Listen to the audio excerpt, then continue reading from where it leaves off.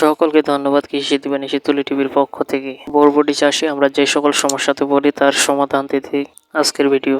পাতা সুরকি পোকা পাতার কিনার দুই পাশে সবুজ অংশ খেয়ে ফেলে, তাই পাতার উপরে আঁকা বাঁকা রেখার মতো দাগ পড়ে এবং পাতা শুকিয়ে ঝরে যায়। এই পোকা দমনে ব্যবস্থাপনা: অতি আক্রমণ না হলে রাসায়নিক ব্যবস্থা গ্রহণের প্রয়োজন নেই।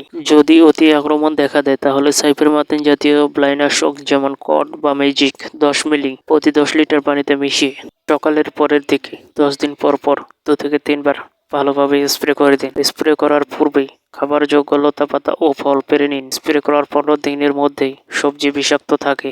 এতে সেচের অভাব হলে প্রতি সপ্তাহে একবার সেচের ব্যবস্থা করা। গাছের যদি অনুখাদ্যের অভাব হয় তাহলে গাছের ফুল ফল কমে যায়। খাদ্য হলো গাছের শাখা প্রশাখা বাড়াতে সাহায্য করে, গাছের ফুল ফল সুন্দর করে।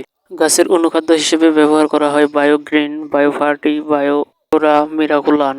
এসব বালাইনাশক ব্যবহারে গাছ মাটি থেকে খাদ্য শোষণ করতে পারে এবং গাছের রোগ প্রতিরোধ ক্ষমতা বেড়ে যায়, ফলে গাছ হয় দীর্ঘস্থায়ী এবং ফলও পাওয়া যায় বেশি বেশি। ধন্যবাদ সকলকে।